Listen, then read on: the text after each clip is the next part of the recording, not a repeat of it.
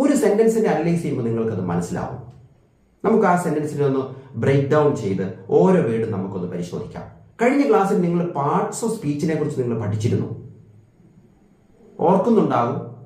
Noun, verb, pronoun, adjective, adverb, conjunction, interjection, article എന്നൊക്കെ ഞാൻ പറഞ്ഞത് നിങ്ങൾ ഓർക്കുന്നുണ്ടായിരിക്കും. ഇല്ലെങ്കിൽ ആ ക്ലാസ് നിങ്ങൾ ഒന്നുകൂടി ഒന്ന് കാണുന്നത് നല്ലതാണ്.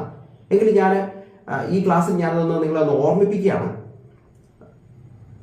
അത് തുടർന്നുള്ള നമ്മുടെ മുന്നോട്ടുള്ള പോക്കിന് നമ്മൾ തൊട്ട് താഴെ പഠിച്ചിരിക്കുന്ന ആ ലെസണിനെ ബേസ് ചെയ്തുകൊണ്ട് അതിൽ നിന്നുകൊണ്ട് വേണം നമ്മൾ പഠിക്കാൻ. എങ്കിൽ മാത്രമേ പരസ്പര ബന്ധിതമായിട്ട് ഈ ക്ലാസ് പോവുകയുള്ളൂ. നമുക്കൊരു സെന്റൻസ് അനലൈസ് ചെയ്യാം. The happy child was playing outside. The happy child was playing outside.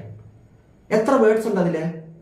The എന്ന് പറയുന്ന വേർഡുണ്ട്, ഹാപ്പി എന്ന് പറയുന്ന വേർഡുണ്ട്, ചൈൽഡ് എന്ന് പറയുന്ന വേർഡുണ്ട്,